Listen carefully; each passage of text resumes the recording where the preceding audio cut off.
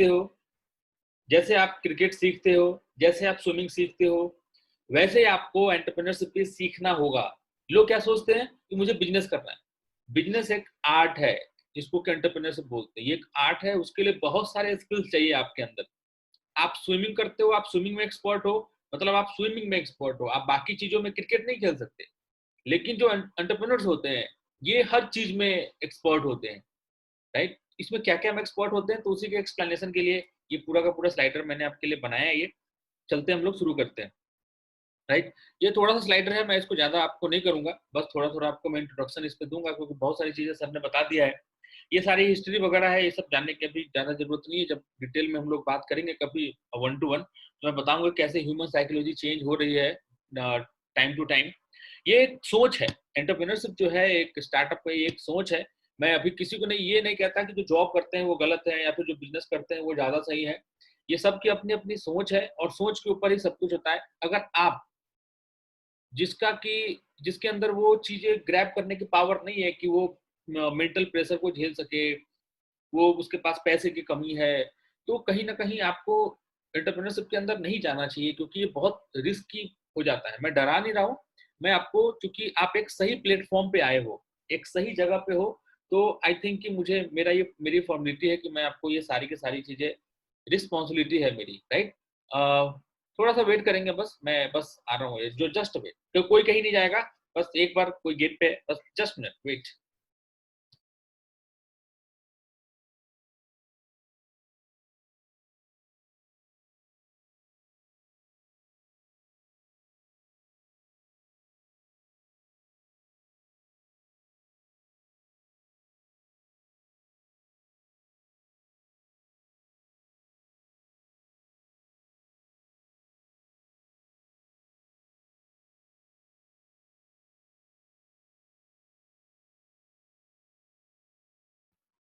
Okay, sorry guys. तो इसके आगे यही है कि कैसे इवोल्यूशन हुआ है, कैसे लोग सोचे। तो देखो हमारे अंदर जो ये चीज़ें हैं ना स्ट्रगलिंग की, ये बहुत पुरानी चीज़ें हैं ये। पहले हम लोग रेंग कर चलते थे, मतलब बंदर की तरह चलते थे, फिर हम खड़े हुए, फिर हम स्ट्रेट हो गए। जैसे-जैसे हम स्ट्रेट हुए वैसे-वैसे हमारा दिमाग चलना शुरू हुआ, फिर हमने आग की खोज की, फिर हम खाना बनाने लगे। तो ये एक ह्यूमन नेचर है अपने आप को हमेशा आगे बढ़ाते रहना। तो जैसे सपोज़ करो अभी क्या हो रहा है कि अभी हम सैचुरेटेड हो गए। हम आगे सोचते नहीं, हमने पहले एक दिमाग में कर लिया कि मुझे ये चाहिए, तो हमने एक अपना-अपना एक गोल बना रखा है और उसके लिए जो भी प्रोसेस होता है उसको हम करते हैं। लेकिन एंटरप्रेन्योरशिप करने के लिए बहुत चीज़ों की रिक्वायरमेंट होती है, वो आगे आपको मैं अभी बताता हूँ क्या-क्या ये चीज़ें होती हैं। तो सबसे पहले आप समझिए कि एक पर्सन जो कि एक इंसान जब एक ज़िम्मेदार बनता है, जब एक लड़का एक आदमी बनता है तो उसके ऊपर ज़िम्मेदारी आती है। वैसे ही एक पर्सन जब एंटरप्रेन्योर बनता है तो उसके ऊपर ज़िम्मेदारी आती है। क्या-क्या ज़िम्मेदारी आती है? एक पर्सन वो अपने अंदर उस चीज़ को डेवलप करता है और तब जाकर के वो एंटरप्रेन्योर बनता है और उस डेवलप करने में क्या है, जैसे आप अभी डिजिटल मार्केटिंग सीख रहे हो, तो आप अभी स्किल्स को डेवलप कर रहे हो। अगर आप में से कोई कुछ लोग आगे जाकर के अगर उस अ पर्सन मतलब जो अभी आप हो और बाद में आप कुछ करते हो, तो ये डिजिटल मार्केटिंग उसकी एक जर्नी होगी, जहाँ पे आपने अपने बिज़नेस को प्रमोट करने का तरीका सीखा है। तो यही चीज़ें हैं। आगे जाकर के और कुछ ज़रूरत पड़ेगी तो उस चीज़ को आप सीखोगे, एक्सेल सीखोगे, लोगों से बात करना सीखोगे, सेल्स करना सीखोगे, जिस प्रोडक्ट को आप बेचने वाले हो या किस सर्विस को जिसको सर्विस प्रोवाइड करने वाले हो या सर्विस उसकी मेंटालिटी को समझोगे, उस सर्विस को समझोगे। जब तक आप उस चीज़ में एक्सपर्ट नहीं हो जाओगे, तब तक आप उस सर्विस के अंदर मॉडिफिकेशन नहीं कर सकते, उसमें आप चेंजेज़ नहीं कर सकते, उसको एक आगे नेक्स्ट लेवल तक लेके जा नहीं सकते। तो व्हाट आई एम सेइंग कि एक पर्सन को डेवलप करना पड़ता है अपने अंदर एंटरप्रेन्योरशिप को। अब बिज़नेस और एंटरप्रेन्योरशिप में अंतर क्या है?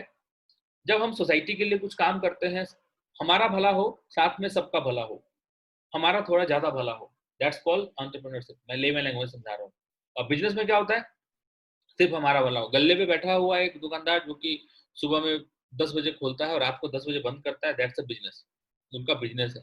बस एंटरप्रेन्योरशिप में क्या होता है कि आप साथ-साथ सोसाइटी के बारे में भी सोचते हो, एक इनोवेशन आप हमेशा सोचते हो इनोवेशन लाने का, कि इसको करने से ये हो जाएगा, तो बहुत सारे लोगों की ये प्रॉब्लम सॉल्व हो जाएगी। ऐसा करने से वैसा हो, जैसे स्विगी है, तो स्विगी का जो ओनर है, वो उसको एंटरप्रेन्योर आप बोल सकते हो। ज़ोमैटो के सिर्फ उसने एक प्रॉब्लम को सॉल्व किया है, तो he is entrepreneur. But business person हुई बिजनेस पर्सन एक दवाई के दुकान में बैठा हुआ जो बिजनेस चला रहा है, वो बिजनेस कर रहा है अपना। तो आप इस सिंपल आप चीज को समझिए, जब भी आप सोसाइटी के किसी प्रॉब्लम को सॉल्व कर रहे होते हैं, चाहे वो छोटा ही क्यों ना हो, वो एंटरप्रेन्योरशिप के अंदर आता है।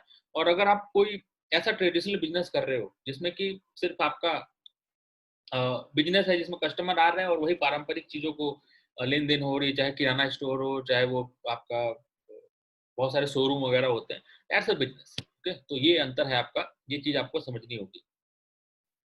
तो सबसे पहले, अब एंटरप्रेन्योर जो होता है, वो पहले एंटरप्रेन्योरशिप करता है, मतलब एक बिजनेस स्टार्ट करता है, उसको रन करता है और उसको बड़ा बनाता है।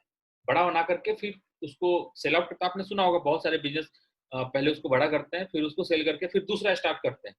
चाहे आप फ्लिपकार्ट के ओनर को ही देख लो, चाहे आप मिंत्रा के ही ओनर को देख लो, बहुत सारे ऐसे मिलेंगे आपको, फ्री चार्ज के ओनर को देख लो। ये सब नई नई चीजें जो है अभी इंडिया में शुरू हुई है, बट ये सारी चीजें पुरानी हो चुकी हैं बाहर की कंट्री में, ऐसा बहुत पुराना है। इंडिया में लोग डिपेंडेंट अब जाकर के हो रहे हैं, और अब जाकर के जो लोग तैयार हो रहे हैं, वो पहले एक बिजनेस, पहले अपने आप को एंटरप्रेन्योर बनाते हैं, फिर अपने अंदर उस चीज को डेवलप करते हैं, एक तैयार करते हैं, और फिर उसको एंटरप्राइज बनाते हैं, मतलब एक बहुत बड़ा स्ट्रक्चर उसको देते हैं, और फिर उसको सेल आउट करते हैं। क्योंकि उनको पता है कि वो दूसरा बिजनेस फिर से स्टार्ट कर सकते हैं, तो वो फिर से उस चीज को करने के लिए आगे बढ़ते हैं। तो यही एक प्रोसीजर है। अगर आपके अंदर जिस दिन आपको ये पता लग जाएगा कि आपका आपके लाइफ का पर्पस क्या है, जैसे एंटरप्रेन्योरशिप अगर आपकी लाइफ का पर्पस है अगर, तो आपको खुद ही पता चल जाएगा कि मुझे इसको बड़ा करना है, और बड़ा करके मुझे एक ही पे स्टिक नहीं रहना है, इसको किसी और को दे देना है और मुझे दूसरा काम करना है, क्योंकि आपको पता लग गया है कि आप इस चीज में बेस्ट हो, आप सोचते अच्छा हो, आप बात अच्छा करते हो, आपके अंदर इनोवेशन है, आपके अंदर बहुत सारी चीजें हैं जो कि आपको पता चल गई है। जिस दिन आपको पता चल गई, उस दिन से आपकी तरक्की शुरू। बहुत सारे लोग क्या होते हैं, कंफ्यूज होते हैं। क्यों? क्योंकि उनको किसी ने कह दिया कि भाई तुम करो, तो सोचते हैं हाँ यार जॉब तो मिली नहीं, है ना, सरकारी नौकरी लगी नहीं, प्राइवेट में कोई रख नहीं रहा, चलो बिजनेस ही कर लेते हैं। तो ऐसे लोगों के साथ दिक्कत होती है कि वो आगे जाकर के नुकसान खाते हैं और फिर वो कहीं के नहीं रहते। तो देखिए, मैंने साफ साफ लिखा है यहाँ पे, एंटरप्रेन्योरशिप इज एन आर्ट, एक आर्ट है, राइट, जिसमें आपकी क्वालिटीज, आपके कैरेक्टरिस्टिक, ये सारी की सारी चीजें आपको इम्प्रूव करती हैं। अब ये देखो, ये सारी की सारी चीजें मैंने बोली कि भाई एक एंटरप्रेन्योर अगर है तो उसके अंदर क्या क्या होना चाहिए। सबसे पहले तो क्रिएटिव होना चाहिए, क्लियर विजन होना चाहिए कि करना क्या चाहते हो। ऐसा नहीं कि पहले दिसंबर तक ये हो जाए, फिर अगले साल ये हो जाए। एनालिटिकल होना चाहिए, मतलब आपको समझ में आना चाहिए कि इस चीज को करने से मेरी वेबसाइट पे मेल ज्यादा आ रहे हैं या फीमेल ज्यादा आ रहे हैं, मेरे वेबसाइट पे किस एज के लोग ज्यादा आ रहे हैं, कौन सा प्रोडक्ट ज्यादा बिक रहा है, तो मैं उसी प्रोडक्ट के और वेराइटीज को लेकर के आऊंगा। तो ये सारा का सारा एनालिटिक्स आपको करना पड़ेगा। हार्ड वर्किंग, ऑब्वियस सी बात है। डिसीजन मेकर, डिसीजन लेना पड़ेगा आपको टाइम टू टाइम, हायरिंग हो या फायरिंग हो। सोचना नहीं है फायरिंग करनी है तो फायरिंग करनी है, हायरिंग करनी है तो हायरिंग करनी है। फायरिंग में अगर इमोशन आपके साथ आ गया तो आप फायरिंग नहीं कर पाओगे, फिर वो बंदा आपको खोखला कर देगा। क्यों? क्योंकि काम तो कर नहीं रहा। तो आपको यहाँ पे इमोशनल नहीं होना है। तो some time you will have to become a bad man, और बैड मैन आप उस पर्सन के लिए बनोगे, लेकिन पूरे कंपनी के लिए, क्योंकि आगे जाकर के बड़ी होने वाली है, उसके लिए आप बैड नहीं बनोगे। तो ये सब सख्त, कहते हैं ना सख्त बंदा, तो आपको एक सख्त बंदा बनना पड़ेगा। वेल इन्फॉर्म, इन्फॉर्म मतलब आपको हर चीज की नॉलेज होनी चाहिए। आप डिजिटल मार्केटिंग ही कर रहे हो तो आपको एक एक चीज का नॉलेज होना चाहिए। डिटर्मिनेट होना चाहिए, flexible, good memory, memory sharp होनी चाहिए आपकी। एक इंसान के अंदर इतनी सारी खासियत, समझ रहे हो, चमत्कारी होगा वो, चमत्कार करने वाला है वो कुछ। और चमत्कार क्या है कि वो सोसाइटी के अंदर कुछ चेंजेज लाने वाला है, वो कुछ करेगा।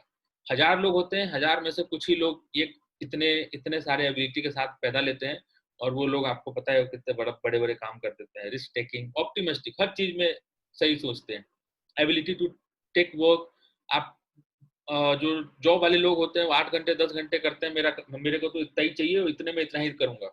लेकिन जो ये लोग होते हैं नॉर्मल लोग, 18 घंटे 20-20 घंटे तक भी काम कर लेते हैं। तो एक मेंटेलिटी है, ये एक सोच है। मैंने पहले भी बोला कि एक लव लव फॉर सक्सेस, मतलब क्रेजी, मतलब पागल। अगर आपको सामने वाला इंसान कहते ना कि पागल हो गया, तो समझ जाना कि वो आपका सही रास्ता खुल गया है। तो इस हद तक लोगों को जाना पड़ता है, क्योंकि इतने सारे चीजें इसके अंदर इन्वॉल्व होती हैं कि एक नॉर्मल इंसान के बस का ही नहीं है। इतना प्रेशर और इतनी ज्यादा टेंशन, वो चीजें नॉर्मल लोगों के बस की नहीं होती। इसलिए आप देखोगे कि 95% लोग जो हैं वो नॉर्मल लाइफ जीते हैं, और 5% लोग ही रिस्क लेते हैं, और यही 5% लोग पूरे दुनिया में रूल कर रहे हैं। अगर 700 करोड़ की आबादी है तो मैं 5% अगर निकालूँ तो शायद 30-35 करोड़ लोग होंगे। तो 30 करोड़ लोग भी नहीं है, मुश्किल से मान के चलो 8 से 10 करोड़ या 2 से 4-5 करोड़ लोग ही मिल करके पूरी दुनिया को चला रहे हैं। इसमें एक्टर, एक्ट्रेस, नेता, अभिनेता जो भी आपके हैं और जो भी ब्यूरोक्रेट्स वगैरह जो होते हैं, जो गवर्नमेंट में काम करते हैं, जो पूरे ऊपर वाले स्तर पे आईएएस, आईपीएस, मैं इनकी बात कर रहा हूँ। तो they are the highly qualified, उनका आईक्यू लेवल, मेंटल लेवल इसी लेवल का होता है, जो कि पूरे देश को चलाते हैं और उस देश को मैनेज कर पाते हैं। 140 करोड़ के आबादी को मैनेज करने के लिए कितने लोग हैं? नेता तो करते नहीं है ना, ब्यूरोक्रेट्स करते हैं। उनका आईक्यू लेवल फिर हर नीचे बना के रखा है इन्होंने सिस्टम, तब जाकर के एक डर और एक कानून के तहत ये सारी की सारी चीजें चलती हैं। तो ये जो लोग जो हम लोगों को मैनेज कर रहे हैं, हम लोग सही से रोड पे गाड़ी चलाएं, इसके लिए कहीं पे ये तय हो जाती हैं ये चीजें, वो कौन करता है? ये एक मेंटल लेवल वाले लोग होते हैं जो कि करते हैं। तो बिजनेस भी कुछ उसी तरीके से है। उनको 140 करोड़ की आबादी को चलाना है, आपको अपना बस बिजनेस चलाना है। चीजें वही चाहिए, थोड़ा थोड़ा जैसे जैसे आपके पास एक्सपीरियंस बढ़ता जाएगा, वही चीजें आगे बढ़ते जाती हैं। तो ये सारी चीजें अगर आपके अंदर है तो यू कैन स्टार्ट। आज आज ही वक्त है। सर ने बताया होगा आपको कि क्या क्या चीजें हैं, तो मैं एक बार और भी कंफर्म कर दूं आपको। कंपनी जब आप रजिस्टर करते हो तो क्या क्या ऑप्शन आपके पास अवेलेबल है। सोल प्रोप्राइटरशिप, जिसमें आप सिंगल बंदा होते हो, सिंगल बंदे होते हो, आपके पैन नंबर पे ही आपकी कंपनी रजिस्टर हो जाती है। वो आजकल जीएसटी हो गया है मैंडेटरी, तो जब भी आप जाते हो तो बोलेंगे आपको कि जीएसटी रजिस्टर कर लो, तो आप जीएसटी आपको रजिस्टर करना पड़ता है। OPC, one person company. लोग कंपनी क्यों खुलवाते हैं, प्रोप्राइटरशिप में क्यों नहीं रहते हैं? प्रोप्राइटरशिप में अगर आपने किसी के साथ फ्रॉड किया और आप उसको पैसा नहीं लौटा पाएंगे, तो आपकी जो प्रॉपर्टी है वो जब्त हो जाएगी।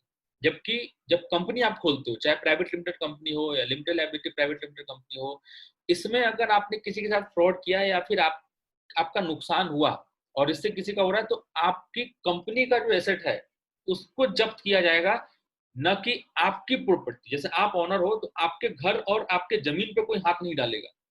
तो इसलिए जब भी कोई कंपनी खोलता है तो प्राइवेट लिमिटेड खोलता है, क्योंकि देखो बिजनेस है तो लॉस के चांसेस तो है ही, पैसे डूबेंगे ही। तो जिसके पैसे डूबेंगे वो क्या करेगा, बोलेगा कि भाई इसके घर बेच करके मेरे को पैसे दो। अब वो घर बेच देगा तो रहेगा कहाँ पे? तो इसलिए सरकार ने एक प्रावधान बनाया है कि जो उस कंपनी में अगर लॉस में है तो उस कंपनी के सामान को बेचो, उसके घर को ना बेचो, उसके सामान को बेचो, मतलब उसके कंपनी के सामान को बेचो। तो ये सारे के सारे ऑप्शन यहाँ पे होते हैं। तो वन पर्सन कंपनी है, limited liability partnership, private limited and public limited company. Public limited company जो आपको दिखती है वो शेयर मार्केट में जो आपको दिखता होगा, जो लिस्टेड होते हैं, वो लिमिटेड लाइबिलिटी कंपनी होती है। मतलब पब्लिक लिमिटेड, पब्लिक मतलब पब्लिक के लिए खुली हुई है, शेयर उनके मार्केट में आ जाते हैं, आप उसको खरीद सकते हो। जबकि प्राइवेट लिमिटेड में ये प्राइवेट है, मतलब कुछ ही लोग इसमें शेयर ले सकते हैं। कितने लोग? 49 या 50, I am not confirm about this, but 49 से 50 लोग इस चीज को ले सकते हैं, क्योंकि रूल्स चेंजेज होते रहते हैं। जब हमने किया था तो 49 लोग थे, 49 लोग इसमें रजिस्टर हो सकते हैं, आप पार्टनर बना सकते हो 49 लोगों को। जबकि पब्लिक में जब भी किसी भी कंपनी का आप एक शेयर भी खरीदते हो तो आप उस कंपनी में पार्टनर हो गए। इसमें लिमिटेड लायबिलिटी में, सॉरी, जो प्राइवेट लिमिटेड की जो खामियां थी, खामियां मतलब कि इसमें लाइबिलिटीज बहुत थी। लाइबिलिटीज मतलब कि आपको आपको टैक्स भरना है, आपको ज्यादा टैक्स भरना है, आपको सिग्नेचर बनाना है, आपको ये वो बहुत सारी चीजें हैं। उस चीज को इसमें प्रॉब्लम को सॉल्व कर दिया गया। टैक्स बेनिफिट बहुत सारी जगह पे मिल जाता है एलएलपी वाले में। स्टार्टअप भी आपका रजिस्टर हो जाता है एलएलपी के अंदर, जबकि वन पर्सन कंपनी के अंदर आप स्टार्टअप रजिस्टर नहीं कर सकते। आपको एक कंपनी फॉर्म करना ही पड़ेगा जिसमें कि 2 लोग से ज्यादा होने चाहिए, तभी कोई भी बंदा आपको सीरियसली लेगा और आप पे इन्वेस्ट करेगा। नहीं तो आप पे कोई इन्वेस्ट नहीं करेगा। पार्टनरशिप लगभग खत्म हो गया है, लोग नहीं करते हैं। पार्टनरशिप की सबसे बड़ी प्रॉब्लम ये थी कि 2 पार्टनर अगर बिजनेस कर रहे हैं और उसमें से किसी एक पार्टनर ने कहा कि अब मैं बिजनेस नहीं करूंगा, तो कंपनी को क्लोज करना पड़ जाएगा। तो ये चीजें मियाँ बीवी होते हैं तो वो पार्टनरशिप कर लेते हैं, क्योंकि जब बिजनेस खत्म होगा तो उसके पहले डाइवोर्स होगा। तो जिंदगी खत्म हो गई तो बिजनेस का क्या करेंगे? तो उस पार्टनरशिप के लिए जब मियाँ बीवी होते हैं तो वो लोग अपना कर लेते हैं।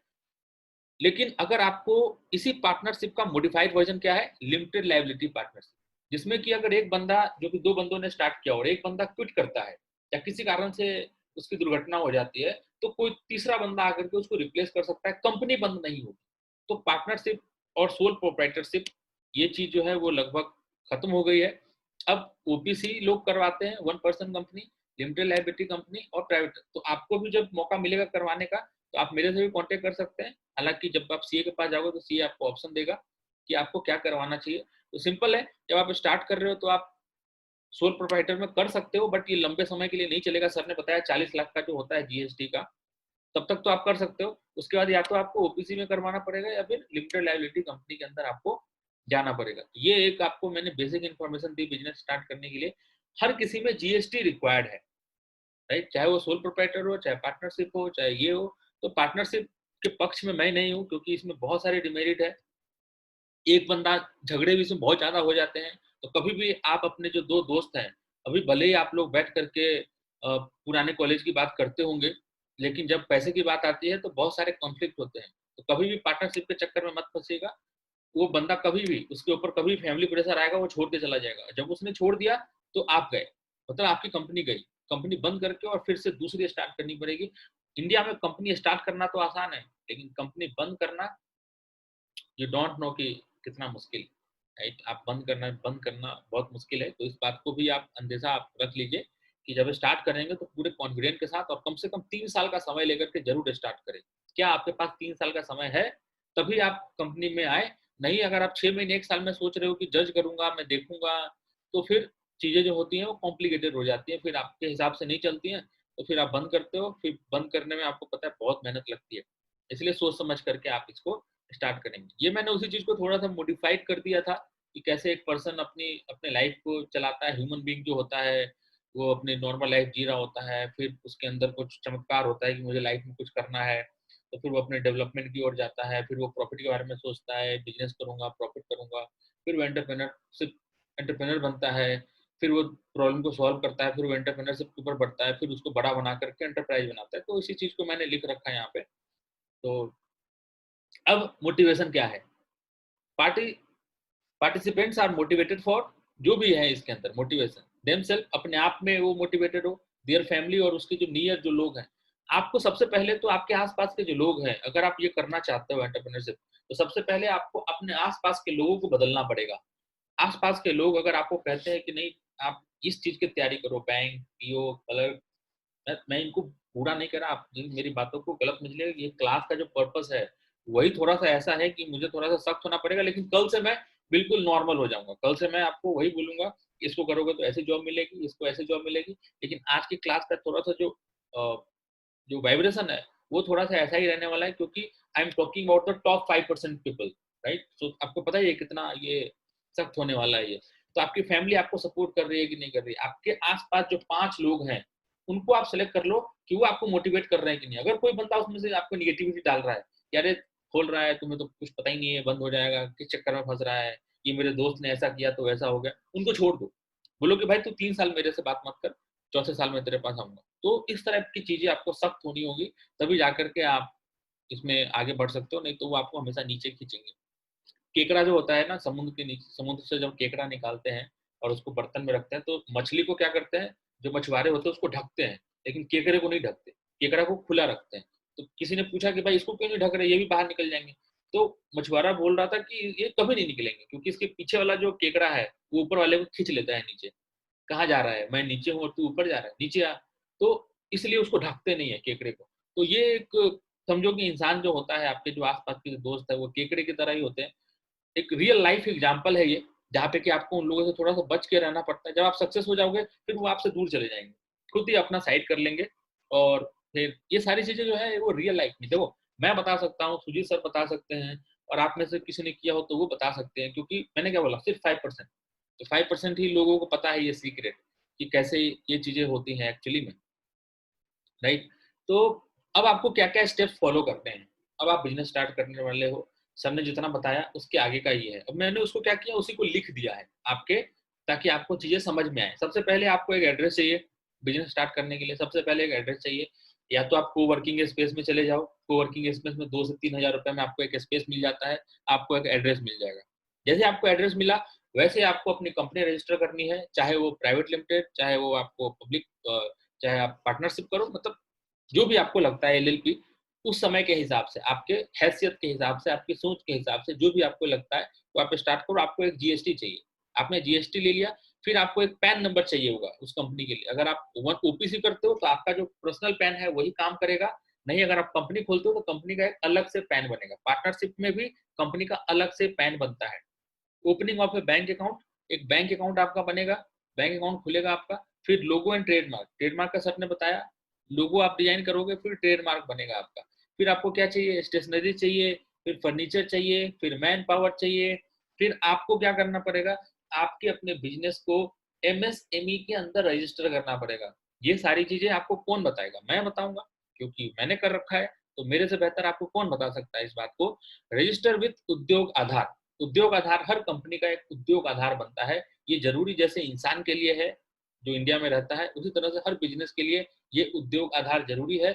इसी उद्योग आधार के बिहाफ पे ही जो गवर्नमेंट है वो पता लगाती है कि अभी आप क्या कर रहे हो, आपकी स्थिति क्या है। अभी कहीं आप बंद होने के कगार पे तो नहीं हो, कहीं आप कुछ ऐसा तो नहीं कर रहे जो कि इलीगल हो।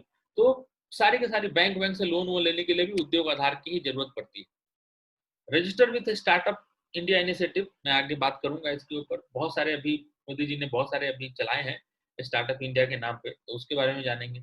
इन्वेंट्री, जो भी आपको इन्वेंट्री होगी, सामान जो भी आप बिजनेस कर रहे हो उसकी इन्वेंट्री आपके पास होनी चाहिए। शॉप फ्लोर वर्कशॉप, वर्कशॉप अगर आपका कोई फैक्ट्री वगैरह है तो वर्कशॉप आपको चाहिए होगा जहाँ पे आप सामान को रखो। पैकेजिंग मटेरियल, ये पैकेज वालों के लिए है। मार्केटिंग जो सबसे रिक्वायर्ड है, यहाँ पे मैं डिजिटल मार्केटिंग लिख दूँ तो भी कोई गलत नहीं है, लेकिन आप में से कोई ट्रेडिशनल वे में कर रहे हो तो मार्केटिंग को आप डिजिटल मार्केटिंग ही मान के चलिए। लॉजिस्टिक, सामान को जो भेजना है, ई कॉमर्स वाले, लॉजिस्टिक एंड फाइनेंस। तो ये 16 स्टेप्स हैं जिसके थ्रू आप इसको फॉलो करोगे तो ही आपका बिजनेस आगे वन बाय वन प्रोसेस होगा। मैंने बोला था स्टार्ट कहाँ से करें, जो सबसे पहला जो सवाल मैंने यही बोला था सेशन स्टार्ट होने के पहले कि जो लोगों की सबसे बड़ी समस्या होती है कि स्टार्ट कहाँ से करें। देखो, ये स्पेस क्यों जरूरी है, क्योंकि आप घर में रहते हो, कभी भी रेसिडेंशियल एड्रेस पे जीएसटी इशू नहीं होगा, तो आपको एक ऑफिस स्पेस लेना पड़ेगा। तो सबसे पहला स्टेप यही है, जाइए सबसे पहले ऑफिस स्पेस लीजिए और तब जाकर के एमसीए के पास जाइए कि ये मेरा ऑफिस स्पेस है, यहाँ पे मेरी कंपनी रजिस्टर होनी है। ऑफिस रेसिडेंशियल स्पेस पे आपकी कंपनी रजिस्टर नहीं होगी, आपको जीएसटी नहीं मिलेगा।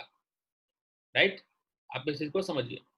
और मिल भी गया तो इंक्वायरी होगी 6 महीने बाद, तो फिर जीएसटी सस्पेंड हो जाएगा। अगर किसी तरह से सीए ने जुगाड़ लगा करके खुलवा भी दिया तो मैं आपको पहले ही बता देता हूँ, इसके पहले कि आपको प्रॉब्लम हो, तो चूंकि मेरे साथ हो चुका है ऐसा, तो मैं आपको बता दूं कि 6 महीने बाद आपका आपका जो रजिस्ट्रेशन है वो कैंसिल हो जाएगा।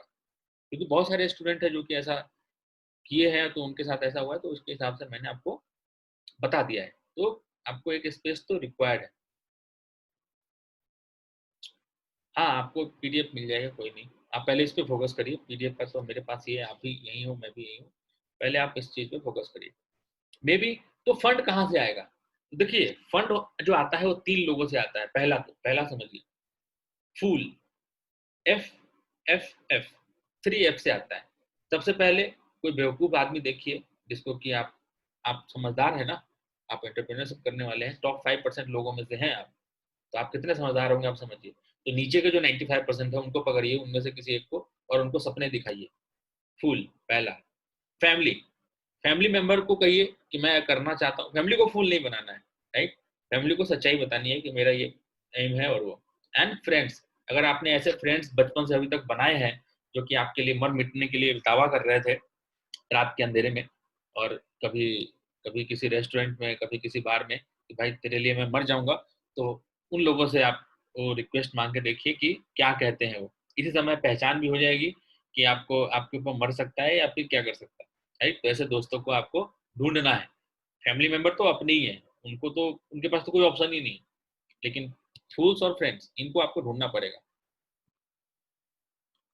राइट, अब आपका खुद का, अब इसको स्टार्ट करने का तरीका है। सबसे पहले कि आप क्या करो कि आपके पास अगर पैसा नहीं है, आपकी फैमिली कमजोर है, आपकी फैमिली आपको फंड नहीं कर सकती, आपके फ्रेंड भी कमजोर है, बहुत सारे लोग फाइनेंशियली नहीं होते हैं।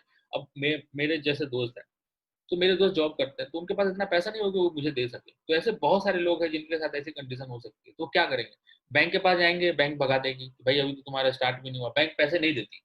आप ये मान के चलिए कि बैंक न्यू कमर्स को पैसे नहीं देती 90% केस में। आपको पहले प्रूफ करना पड़ेगा बैंक को कि आप एलिजिबल हो, इस काम को करने के लिए। तो उसके लिए क्या करना पड़ेगा, आपको पहले 2-4 साल तो जिस भी इंडस्ट्री के लिए आप काम करने वाले हो, बिज़नेस स्टार्ट करने वाले हो, पहले उस इंडस्ट्री का आपको ओपन करना पड़ेगा। पहले उसका आपको बिज़नेस काम करना पड़ेगा उस कंपनी से लेकर के। मतलब जिस भी कंपनी के लिए आप स्टार्ट करने वाले हो, सपोज़ करो आप डिजिटल मार्केटिंग है, आपको डिजिटल मार्केटिंग के अंदर 3 साल आपको काम करना पड़ेगा।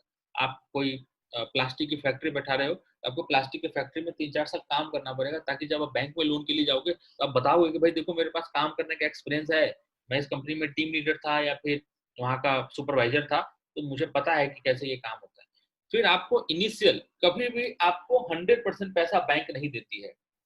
आपको बैंक अगर देती भी है, जैसे बहुत सारे ऑफर्स होते हैं, मुद्रा लोन है, ये लोन है, वो लोन है, तो उसमें आपको मिलता सिर्फ कितना है, 20 से 70% मिल सकता है, लेकिन 30% आपको अपना लगाना पड़ेगा।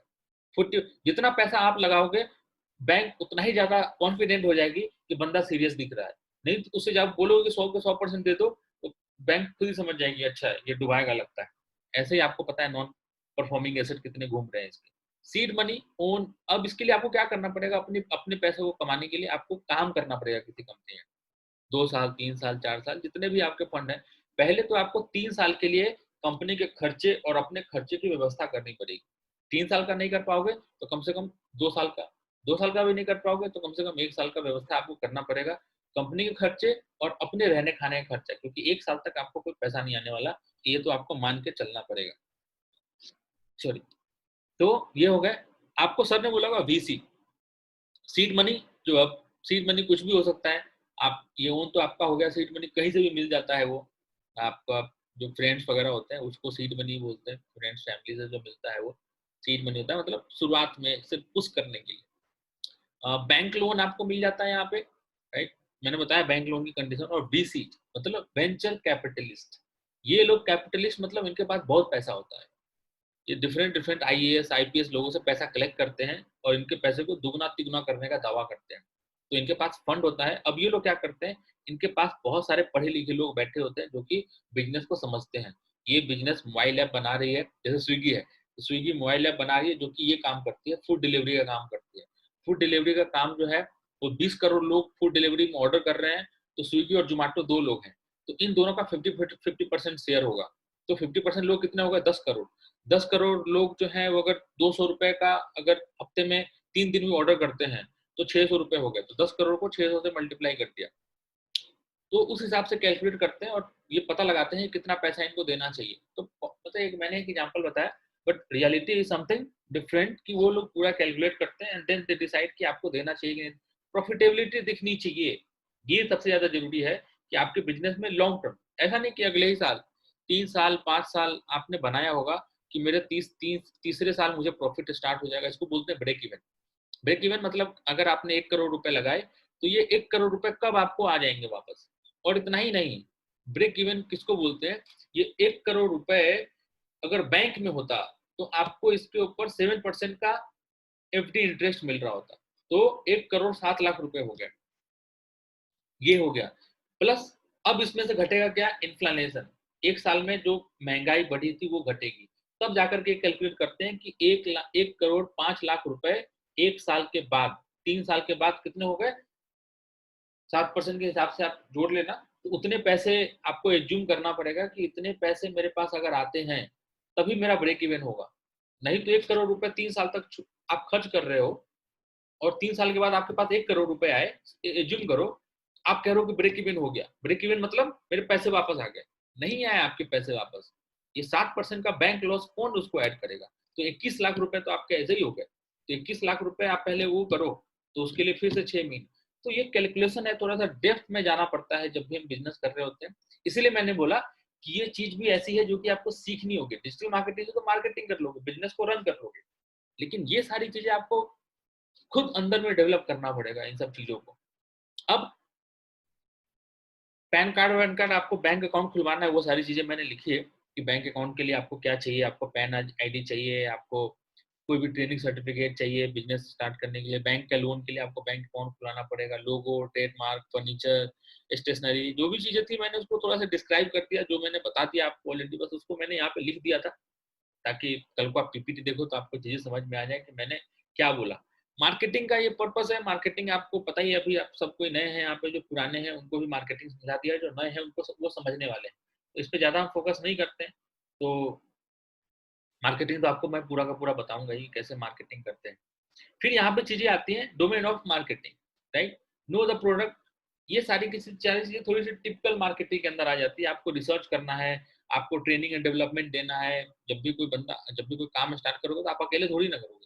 आपको 10 लोगों को रखना होगा, तो 10 लोगों को ट्रेनिंग डेवलपमेंट देना है, सेल्स को मेजर करना है, एएमसी, फीडबैक, अवेयरनेस, ये सारी की सारी चीज़ें देखो। प्री सेल्स की टीम अलग रहेगी, सेल्स की टीम अलग रहेगी, पोस्ट सेल्स की टीम अलग रहेगी। मतलब बेच करके ऐसा नहीं भाग जाना। एक बार सामान बेचा और फिर कहा कि भैया हो गया मेरा काम, तो नहीं। आपको सामान बेचने के बाद उनको पोस्ट मतलब सपोर्ट, जब आप अ, अब डीटीएच लेते हो, तो डीटीएच में आपने ₹500 दे दिया, तो आप देखते हो कि आपका कोई चैनल नहीं चल रहा है, तो आप कॉल करते हो। कहते हैं अच्छा, अच्छा, मैं आपकी प्रॉब्लम सॉल्व करता हूँ। आप आइडिया का फ़ोन चला रहे हो, आपको कोई प्रॉब्लम आती है तो आप कॉल करते हो। क्रेडिट कार्ड यूज़ कर रहे हो, तो वो पोस्ट सेल्स मतलब पोस्ट सर्विसेज़ के लिए आता है कि किस तरीके से आपको पोस्ट सर्विसेज़ देनी है। और सेल्स की टीम है, तो एक तो प्री सेल हो गया कि पहले आपने क्रेडिट कार्ड बेच लिया। अब दूसरी टीम आएगी जो कि सेल्स को देखेगी कि कैसे इन चीज़ों को मैनेज कर रहे हैं, कितने सेल्स हुए। और पोस्ट सेल्स मतलब कि अब क्रेडिट कार्ड तो बिक गया, अब उसको क्या-क्या बेच सकते हैं। तो उसको पता लगा कि भाई इतने तो सबसे नॉर्मल वाला क्रेडिट कार्ड लिया था, तो इसको महँगा वाला क्रेडिट कार्ड बेचते हैं अब, जो कि जिसका कि एनुअल फी और ज़्यादा होता है, क्योंकि ये तो ₹1.5 लाख महीने का खर्च कर रहा है, इसकी कैपेसिटी तो अच्छी है, तो इसको कुछ ऑफर देंगे, जिससे कि ये अपने कार्ड के लिमिटेशन को बढ़वा लेगा, जिससे कि और खर्च करेगा और इसमें हम एनुअल चार्ज बढ़ा लेंगे। तो ये सब सारे पैतरे हैं, आपको जो कि समझना पड़ेगा, वो समय के साथ आपको चीज़ें जो है वो समझा देंगे आपको। टारगेट सेटिंग्स, अ ये सारी की सारी चीज़ें हैं जो कि आपको एक स्ट्रेटजी बनाने में हेल्प करती है। सबसे पहले आपको खाका तैयार करना पड़ेगा, ब्लूप्रिंट जिसको बोलते हैं। फिर रिसर्च करोगे, फिर एडवर्टाइज़मेंट करोगे, फिर डिस्ट्रीब्यूशन होगा, जो भी सर्विसेज हो या प्रोडक्ट हो, डिस्ट्रीब्यूशन तो हर जगह पे होता ही है। फिर उसका सेल्स होगा, फिर आफ्टर सेल्स होगा और फीडबैक, कस्टमर से फीडबैक लेना ज़रूरी होता है जब भी आप कोई भी प्रोडक्ट लॉन्च करते हो तो, राइट? फिर आपको मार्केट का रिसर्च जो है वो बहुत ज़रूरी है। अगर आप कोई भी कंपनी में अगर कंपनी स्टार्ट करना चाहते हो, पहले मार्केट का मूड जानना बहुत ज़रूरी है कि उस प्रोडक्ट या सर्विसेज को लेने के लिए कितने लोग हैं आपके पास। तो पता लगा भाई कि लोग है ही नहीं, राइट? तो इसलिए सर्वे होता कहाँ से है? सर्वे के लिए मैं आगे बताता हूँ आपको कि कैसे ये सर्वे होता है, राइट? डिस्कशन है प्रॉब्लम, ऑब्जेक्टिव, प्राइमरी और सेकेंडरी डेटा ग्रुप, थोड़ा-सा मैंने इसमें ज़्यादा कुछ लिख रखा है। अब सर्वे की कंपनी है ये। ये सारे सर्वे होते हैं, ये गूगल सर्वे है, आप सर्च करिएगा। ये हालाँकि पीपीटी आपको मिलेगा, जो भी लोग इंटरेस्टेड होंगे उनको ये पीपीटी मैं हैंड ओवर करूँगा, don't worry about it. But हाँ, आपको ये सारे टूल्स आपको पता होने चाहिए। जब भी आप कोई बिज़नेस स्टार्ट कर रहे हो तो आपको उसकी डिमांड को देखना बहुत ज़रूरी है, कितने लोग उस प्रोडक्ट को खरीदना चाहते हैं एक्चुअली में। तो ये सारी की सारी चीज़ें हैं जिससे कि आप पता लगा सकते हो। कैसे लगा सकते हो? आपको आगे सिलेबस जो होगा उसमें ये सारा कैसे यूज़ करते हैं, वो सारा का सारा हम आपको बताने वाले हैं। कोरा कैसे यूज़ करते हैं, सेमरस कैसे यूज़ करते हैं, ये सारी चीज़ें आपको बतानी पड़ेगी। How to make an present, तो डिजिटल मार्केटिंग स्ट्रेटजी। देखिए एंटरप्रेन्योरशिप में आया डिजिटल मार्केटिंग ऑफ स्ट्रेटजी आपको बनानी पड़ेगी, क्योंकि अब तो ये जो पुरानी चीज़ें हैं, ये सब खत्म हो गई। ये सारा का सारा अब अब इसको क्वेश्चन ने रिप्लेस कर दिया, डिजिटल मार्केटिंग ने इसको रिप्लेस कर दिया। क्या? Market objective, strategy, content, results आपको उसके हिसाब से बनाने पड़ेंगे। कैसे बनाते हैं ये? पहले सोशल मीडिया प्लेटफ़ॉर्म पे, कंपनी 1 सोशल मीडिया प्लेटफ़ॉर्म पे इस कितने-कितने फॉलोवर्स हैं, कॉन्सेप्ट क्या है आपका, कंटेंट टाइप, कीवर्ड लेसन, ये सारी की सारी जब चीज़ें अभी इसमें से जो पुराने लोग हैं उनको समझ में आ रहा हो, जो नए लोग हैं उनके लिए भी मैं छोड़ देता हूँ। ये सारी चीज़ें आप सीखने वाले हो कि कैसे आपको डिजिटल मार्केटिंग की स्ट्रेटजी बनानी है, कैसे टाइम टू टाइम देखो, कंपनी थी, यहाँ पे फेसबुक पे ट्विटर पे 5 के थे, 3 के थे, सबके फॉलोवर्स हैं ये सोशल प्लेटफ़ॉर्म पे। अब सितंबर में इतना से इतना करना है इनको, अक्टूबर में 1000 से 1500, नवंबर में इतना से इतना। अब इसके लिए क्या करना पड़ेगा? इसके लिए आपको मार्केटिंग करनी पड़ेगी, इसके लिए आपको सारी चीज़ें सीखनी पड़ेगी, इसके लिए टीम बनाया है हमने, अमन है, पारितोष है, श्रिका है, तो ये सारे के सारे लोग क्या कर रहे हैं, अपने फॉलोअर्स को बढ़ाने के लिए काम कर रहे हैं। और वो कौन करेगा? ये करेगा सोशल मीडिया मार्केटर या फिर डिजिटल मार्केटर, जो भी होगा इस चीज़ को, वो आपके फॉलोअर्स को बढ़ाएगा। वो फॉलोअर्स कौन होंगे? वो वही लोग होंगे जो कि आपके कस्टमर बनने वाले हैं फ्यूचर में, राइट? तो और स्ट्रेटजी यहाँ पे बनाई हमने, ईमेल कैंपेन चलाया, हमारे सिलेबस में है। पीपीसी मतलब पेपर क्लिक, गूगल एड्स जो चलता है, वो हमने चलाया है यहाँ पे। ईमेल मार्केटिंग कैंपेन में कितने लोगों ने मेल ओपन किए, कितने लोगों ने प्रोडक्ट परचेज किया, वो सारी की सारी चीज़ें हम यहाँ पे चेक करेंगे, वो सारी की सारी चीज़ें होंगी यहाँ पे। पीआर मतलब पर्सनल रिलेशन, हम न्यूज़ चैनल्स वगैरह में या फिर पेपर वगैरह में जो एड थोड़े बहुत देते हैं, उसको भी हमें कंटिन्यू करना पड़ेगा क्योंकि बिल्कुल मार्केट नहीं बदला है। अभी भी बहुत सारे लोग हैं जो कि पेपर पे डिपेंडेंट है, वो इंटरनेट पे ज़्यादा समय नहीं बिताते लेकिन पेपर ज़रूर पढ़ते हैं। तो अगर आपको उस टाइप के लोगों को टारगेट करना है तो you will have to use the PR as well. PR मतलब पर्सनल रिलेशन होता है, बट पेपर में जो आप देखते हो किसी के बारे में स्टोरी वगैरह आती है तो उसको भी हम पीआर बोलते हैं। तो किसी भी कंपनी को प्रमोट करने के लिए एक बहुत ही अच्छा ऑप्शन है यहाँ पे। तो ये सारी की सारी चीज़ें डिजिटल मार्केटिंग का पार्ट है जो कि आप सीखने वाले हो। इसको अभी हम लोग कर देते हैं होल्ड पे। देखो इसमें बना रखा है हमने, ये सारी चीज़ें आपको डिस्क्राइब करूँगा। ये उन लोगों के लिए है जिन्होंने कि डिजिटल मार्केटिंग का कोर्स कर रखा है और फिर उनको मैं जब बताऊँगा तो उनको चीज़ें समझ में आएँगी। अभी आप में से जिन्होंने कर रखा है उनको तो समझ में आ जाएगा, लेकिन जिन्होंने नहीं कर रखा है उनको शायद प्रॉब्लम होगी। तो जिन्होंने कर रखा है उनको साफ-साफ दिख रहा होगा कि ये पूरी की पूरी स्ट्रेटजी फॉलोअर्स को बढ़ाने के लिए हो रही है, सेल्स को बढ़ाने के लिए हो रही है। और जिनको नहीं समझ में आ रहा है, उनको आगे समझ में आएगा जब वो आगे करेंगे तो। अब बात आती है कि जब आप कंपनी रजिस्टर करोगे, तो सबसे पहले आपको क्या करना पड़ेगा? आपको स्टार्टअप इंडिया के अंदर अपने आप को रजिस्टर करना पड़ेगा। इससे बेनिफिट क्या है? 3 साल तक आपको टैक्स नहीं देना। 3 साल तक आपको टैक्स नहीं देना, राइट? सबसे पहले सेल्फ सर्टिफिकेशन आपको to reduce the burden of for the startup will allow startup self certificate compliance 9 level. तो आप पे कोई लेबर लॉ अप्लाई नहीं होगा, आप पे कोई टैक्स 3 साल तक कोई टैक्स नहीं लगेगा आपके ऊपर, आप खुल के काम करिए। चौथे साल के जब हो जाएँगे, तब आपको आपको टैक्स पे करना पड़ेगा।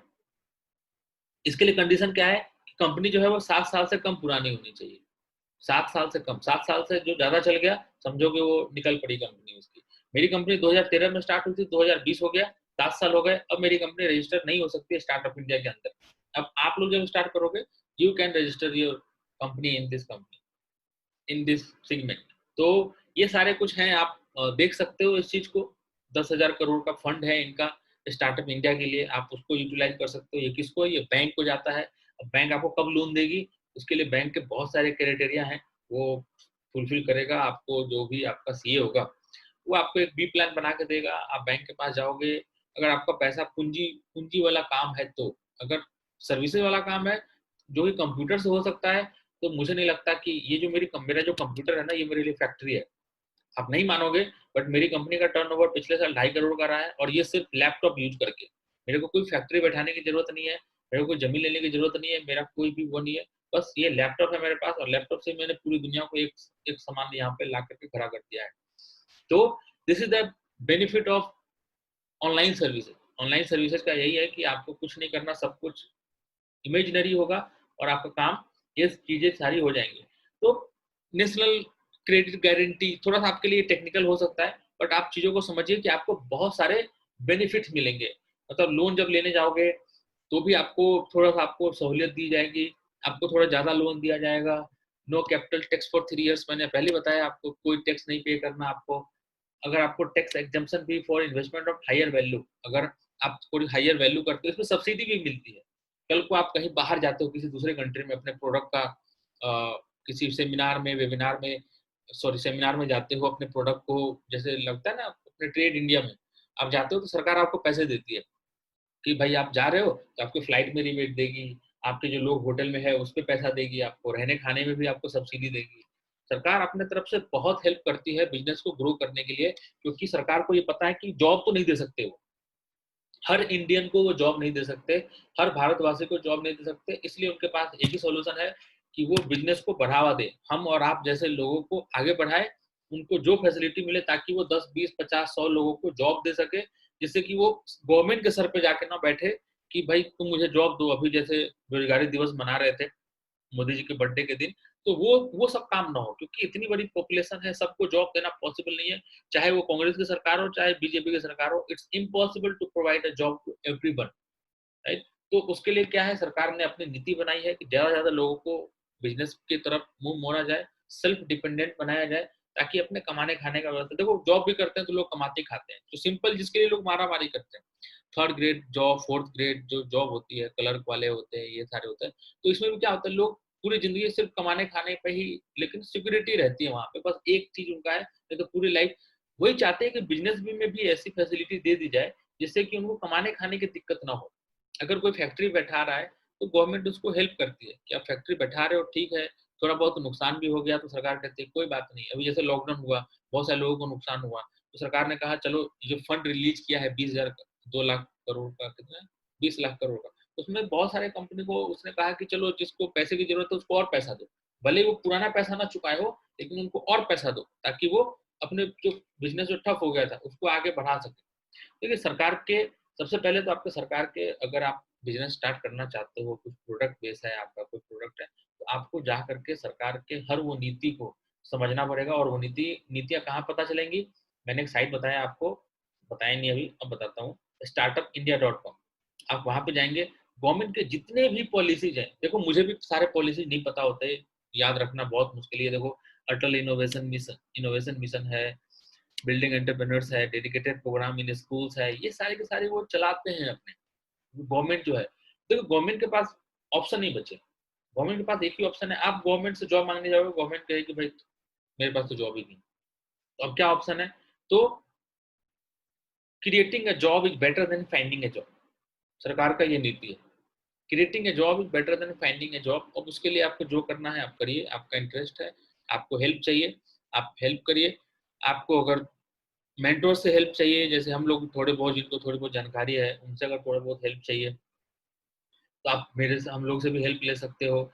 स्कूल लेवल पे भी बहुत सारे प्रोग्राम शुरू में, सुना होगा आपने दिल्ली में अरविंद केजरीवाल ने स्कूल में एंटरप्रेन्योरशिप की पढ़ाई शुरू करवाई है, जिसमें कि जो पहले से जो प्रीवियस एंटरप्रेन्योर्स है वो जाकर के वहाँ पे क्लास लेते हैं और मोटिवेट करते हैं, क्योंकि पता है कि इतने सारे लोगों को जॉब देना मुश्किल है। तो इसलिए थोड़ा सा ही काम करे भाई, तुम प्लास्टिक पे बनाओ, तुम खिलौने ही बनाओ, लेकिन सरकार के ऊपर ना जाओ। खिलौने बना के 50,000 रुपए कमाओ ना, तुम्हारा 50 लाख का टर्नओवर होगा, उसके ऊपर 10% का मार्जिन है, 5 लाख रुपए सालाना कमा ही रहे हो, साथ साथ 5-6 लोगों को जॉब भी दे दोगे, टैक्स भी भरोगे, तो बिजनेस जो है वो सरकार की नजर में सबसे बढ़िया है।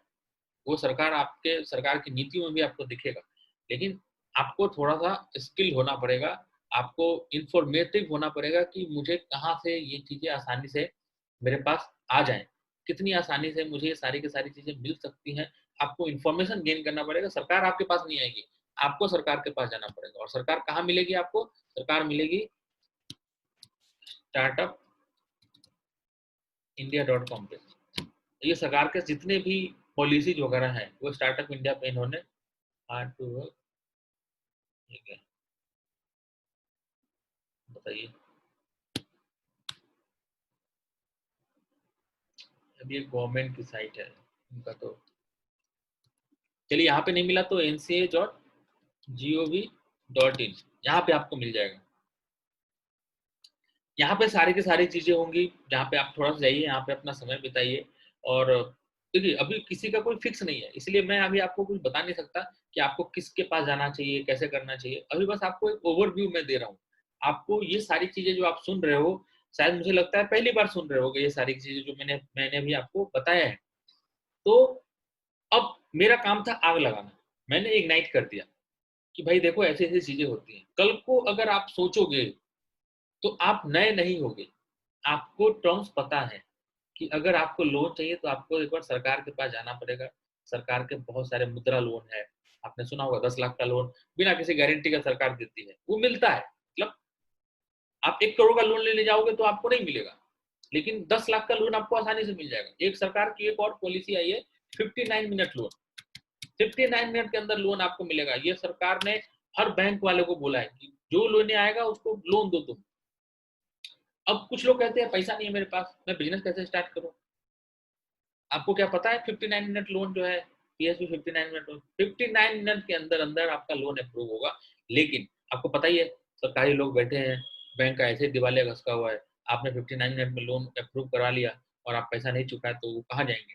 तो इसके लिए ऑब्वियस सी बात है, आपको एक पूरा का पूरा एक स्ट्रक्चर तैयार करना पड़ेगा, एक बी प्लान तैयार करना पड़ेगा, और फिर बैंक मैनेजर के पास जाओगे, ब्रांच मैनेजर के पास जाओगे, उसको बोलोगे देखो ये मेरा प्लान है और मैं इस तरह से काम करना चाहता हूँ। तो ये सारा का सारा प्रोसीजर है, जिसमें कि ये देखो मुद्रा लोन है। यहाँ पे आप मुद्रा लोन के बारे में जानना चाहते हैं तो लोग सोचते हैं कि कोई बंदा ही बता दे मुझे सब कुछ, जबकि ये देखो शिशु के लिए 50,000 है, किशोर के लिए 5 लाख है, और तरुण, ये 3 प्लान है इनके मुद्रा लोन के अंदर। और मैं आपको बार बार ये चीज बता रहा हूँ कि इसके लिए किसी भी गारंटी की जरूरत नहीं है। आप जाइए बैंक से 10 लाख का लोन आपको आसानी से मिल जाएगा। अगर कोई इधर उधर सरकार है तो ऑब्वियस बात है करप्शन तो होगा कहीं ना कहीं। 2-4 हज़ार खर्च कर लेना, मुझे नहीं पता, जहाँ तक मुझे पता है कि क्या पता लोग करते ही होंगे बट ये तरुण है, आपको 10 लाख का लोन बहुत गवर्नमेंट ने बांटा है लोगों को मुद्रा स्कीम के अंदर। आप भी जाओ बहती गंगा में हाथ, तो आपको पता ही नहीं है कि 10 लाख का लोन आपको आसानी से मिल जाएगा। लोग कहते हैं पैसा ही नहीं है यार, बिजनेस कैसे स्टार्ट करें, ये है ही नहीं मेरे पास, मैं कैसे स्टार्ट करूँ, क्या करूँ कैसे करूँ। तो ये सारी की सारी चीज़ें हैं जो कि आपको समझनी होगी, कहाँ से स्टार्ट करें, कैसे स्टार्ट करें, ये चीज़ें क्या है। मैं एक काम करता हूँ, मैं आपको ये जो है जो डेटा है मैं आपको अभी शेयर कर देता हूँ, ये जो पीपीटी है। देखिए बहुत सारे लोग यहाँ पे ऐसे लोग हैं, अभी तो यहाँ पे शेयर नहीं कर पाऊंगा मैं, आपको पर्सनली जो है यहाँ पे है फाइल नहीं जा पाएगी, बड़ी है, तो आपको पर्सनली जो है जिनको भी ये फाइल चाहिए, अगर वो हमारे स्टूडेंट हैं यहाँ पे तो वो डायरेक्टली व्हाट्सएप पे होंगे, वो मांग लेंगे, मैं दे दूंगा। और जिनको जो भी है यहाँ पे जो कि आउटसाइडर हैं, जो बाहर से हैं, जो कि इनरोल नहीं है हमारे यहाँ पे, वो भी आप पर्सनली, आपका हमारा जो नंबर है वो 7840044401, मैं ये नंबर दे देता हूँ, आप इस पे व्हाट्सएप नंबर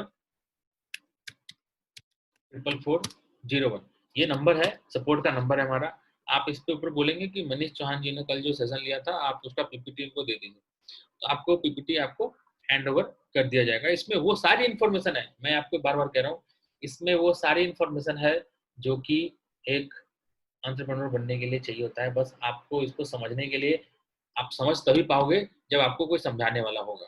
जैसे मैंने मैक्सिमम चीजें तो समझा दी, बट तब भी मैं यही बोलूंगा कि मैं आपको बस, हाँ ग्रुप में शेयर होगी, ग्रुप में नहीं, पर्सनली मिलेगा सबको, राइट, सबको पर्सनली मिलेगा, ग्रुप वगैरह में कोई नहीं शेयर होगा, क्योंकि देखो कुछ लोगों ने ज्वाइन नहीं किया है, तो जिन लोगों ने ज्वाइन नहीं किया ऐसे भी उनको पीपीटी समझ में नहीं आना। तो ये जो मेरी बात सुन रहे हो कि पीपीटी शेयर होगा, वो वही लोग जानते हैं जो इन्होंने ये सेशन ज्वाइन किया है, तो मिलेगा भी उन्हीं को जिन्होंने सेशन ज्वाइन किया है। अब मैं ये पीपीटी मैं अगर ऐसे बांट दूं तो फिर इसकी वैल्यू कम हो जाएगी ना, ये जो इतनी मेहनत से मैंने बनाया है, और जो ले लेगा उसको क्या अच्छा ऐसे होता है क्या, ऐसे होता है क्या, ये होता है क्या, वो होता है क्या, तो फिर वो कंफ्यूज रहेंगे, ऐसे में उनको कुछ नहीं करना। तो मैं उन्हीं लोगों को दूंगा जो कि रियली में सीरियस हैं, जिन्होंने अभी 23 लोग थे, अभी 16 लोग बचे, तो ये 16 लोगों को मिल पाएगा, यही 16 लोग जो है यहाँ पे, इन्हीं को मिल पाएगा। आपको मैं नंबर दे दिया, आप इसको लीजिए, और साथ में साथ इन 16 लोगों को सिर्फ पीपीटी नहीं मिलेगा, उनको मैं भी मिलूंगा, इनको मैं भी फ्री में मिल रहा हूँ, इस बात के लिए कि कल को अगर आप कुछ करते हो और आपको अगर कुछ भी प्रॉब्लम अगर होती है तो I would be there to help you without any cost. मैं आपसे एक पैसा चार्ज नहीं करूंगा कंसल्टेंसी का, किसी भी चीज का। ये 16 लोग जो कि एक्सक्लूसिवली जिन्होंने आज मुझे ज्वाइन किया है, that's offer for you. Okay, तो ये 16 लोगों में से मेरी उम्मीद होगी कि कम से कम 2 या 3 लोग आगे जाकर के अपना कुछ स्टार्ट करें, अगर उनको चीजें समझ में आई है तो, राइट। तो आज के लिए इतना ही। आई होप कि आपने इंजॉय किया होगा और आपको चीजें समझ में आई होंगी और आपको इन्फॉर्मेटिव मिला होगा। कितनी चीजें आपको नई पता लगी हैं, ये आप मुझे बता दीजिए परसेंटेज में, 10%, 20%, 50, 70, 80, 90, 100, कितनी सारी चीजें आपने नई सीखी है जो कि आपके लिए बिल्कुल नई थी।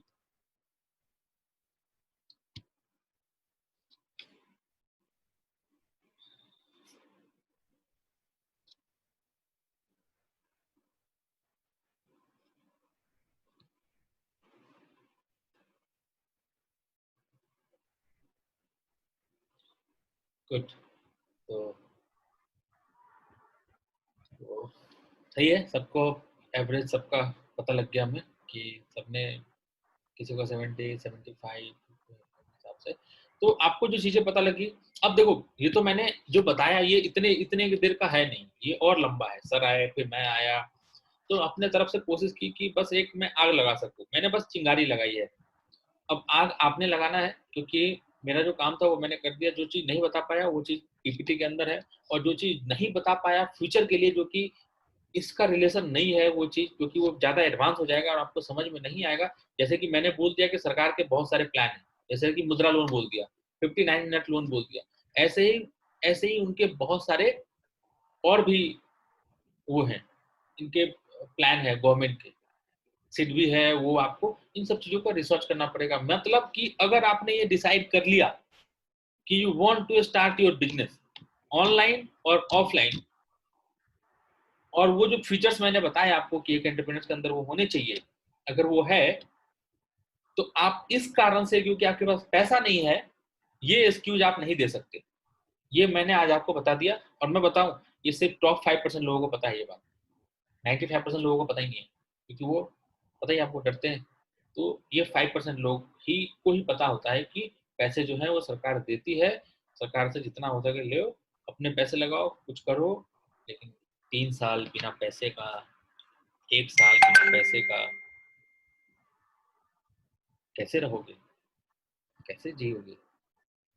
आपके दोस्त एरोप्लेन पे चढ़ रहे होंगे और आप बस में जा रहे होगे, कैसे होगा? नहीं होगा ना, बहुत दिल दुखेगा। आपके दोस्त रेस्टोरेंट में जा रहे होंगे खाना खाने के लिए, आप ढाबे से खाना मंगवा रहे होगे, कभी कभी तो मैगी खा करके रहना होगा, क्योंकि बाहर से मंगवा नहीं सकते, घर में बना नहीं सकते, तो मैगी खाना होगा। सुबह का नाश्ता दोपहर में, दोपहर का खाना रात में, ताकि 2 टाइम खाए, 1 टाइम का पैसा बच जाए। तो ये सारे स्ट्रगल, देखिए स्ट्रगल हर किसी की लाइफ में नहीं होता। आप में से बहुत सारे लोग संपन्न होंगे जिसको कि ये सारी चीजें नहीं करनी होंगी। हो सकता है उसके फादर के पास पैसा हो तो वो उनको दे देंगे, और वो सारे स्किल्स आपके पास है, मतलब पैसा भी है। जैसे अंबानी का लड़का है, अंबानी के लड़के के पास वो सारे स्किल्स हैं, पैसा भी है, तो उसको क्यों मेहनत करना? वो थोड़ी ना मैगी खाएगा यार, वो तो अपना जैसे करता है वैसे करेगा। उतना प्रिविलेज नहीं होता, राइट? तो हमें अपने आप को निकालना होता है, एक generation, second generation, third generation, तब जाकर के कहीं बनता है। तो यही है। तो मेरा बस एक लाइन है, entrepreneurship is a life style, it's an art. जैसे जिंदगी आप इमेजिन करते हो, आप जो 3 साल या 5 साल जो जिंदगी जियोगे, वैसी जिंदगी आप दूसरों की देखोगे वो अब डेवलप कर रहे हैं। और आगे का जो 25 साल 30 साल है वो अब जीने वाले हो आप। इस 5 साल के ऊपर ये डिपेंड करेगा कि आगे की 25 साल की जिंदगी आप कैसे जियोगे। हर किसी का, आपसे मैं सवाल पूछूं कि सबसे ज्यादा पैसा किसके पास होता है, तो आपका एक झटके में जवाब आएगा बिजनेस पर्सन। जो बिजनेस करते हैं उनके पास पैसा ज्यादा होता है। तो फिर करते क्यों नहीं? सिंपल सी बात है, क्योंकि उनको रिस्क लेने में डर लगता है। और रिस्क लेने में डर लगता है तो ऑब्वियस सी बात है। बहुत सारे लोग तो इसलिए बिजनेस स्टार्ट करते हैं क्योंकि उनको लगता है कि गवर्नमेंट जॉब भी नहीं मिला, वो भी नहीं मिला, तो चलो बिजनेस स्टार्ट करते हैं। फादर भी कहते हैं चलो दुकान खोल देते तुम्हारा, बोले चलो खोली दो दुकान ही खोल, है ना? तो ये सारी चीजें अलग है, they are privilege. If you are not privilege, then government is with you, government की हेल्प लीजिए। जो मार्केट में लोग हैं वो भी हेल्प लीजिए। अगर आप कल को कुछ करना चाहते हैं और आपको कुछ सीड फंड वगैरह की जरूरत हो, और आपका आइडिया अच्छा है और मुझे पसंद आता है, तो I can also help you, right? 50,000, 1 lakh, 2 lakh, 3 lakh, 5 lakh तक अगर जरूरत पड़े तो आप मुझे याद कर सकते हैं, बट सकते कि आपके पास आइडिया अच्छा होना चाहिए, राइट? मैं भी फंडिंग करता हूँ कंपनीज वगैरह में। ऐसे तो जो जानने वाले होते हैं उन्हीं को करता हूँ, क्योंकि उनको मैं जान रहा होता हूँ। ऐसे बाहर से लोग जो आते हैं उनको जल्दी नहीं करते, क्योंकि पता नहीं उनका बैकग्राउंड क्या है, कैसे है। तो कल को आपके पास कोई आइडिया आता है और आपका आइडिया मुझे पसंद आता है और लगता है कि नहीं ये चलेगा, तो अप टू 5 लाख मेरे तरफ से आपके लिए। ठीक है, बहुत सारी चीजें मैंने दे दी आपको, right? So thank you for joining. I hope you enjoyed the session, and I will send you all the materials. Okay, PDF जो भी था आपको मैं आपको सेंड करूंगा, लेकिन पर्सनली आपको सुबह, थोड़ा वक्त लगेगा, सुबह मिलेगा, राइट? सुबह मिल पाएगा। Okay, so thank you for joining guys. Thank you, good night everyone. Okay, sir. Thank you very much. Good night. Thank you, Good night, sir. Good night Good everyone, sir. Good night, sir. Good night, Good night, sir. Everyone, good night.